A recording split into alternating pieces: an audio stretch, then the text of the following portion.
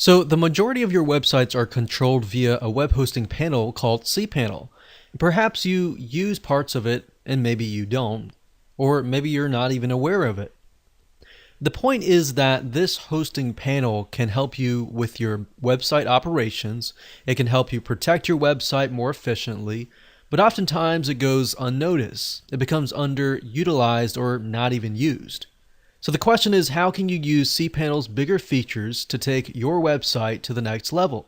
How do you protect your content without needing another fancy script? And how do you protect your email from spam, or being abused, or being blacklisted? How do you install WordPress and other software applications with a few clicks of your mouse? How do you create a MySQL database and copy it to another website? How do you use Awstats to improve your traffic quality and your website? How do you redirect your error pages to any web page that you want on your site without losing your traffic? How do you access your file manager and use it effectively? How do you back up and restore your website? If you're interested in knowing the answers to any of these questions, then this video course will show you a more in-depth view of the features that cPanel provides and how you can take your website to the next level as well as protect your website business.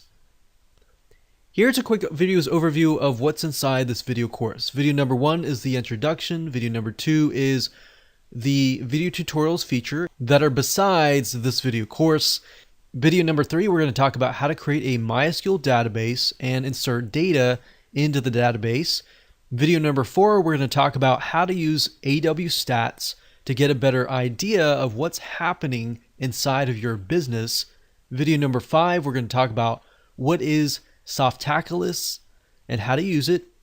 Video number 6 is going to be about how to set up your error pages, so when people come to your website and a page doesn't exist, instead of seeing an error message, which typically would throw them off and give them a bad first impression, how to redirect them to a working page.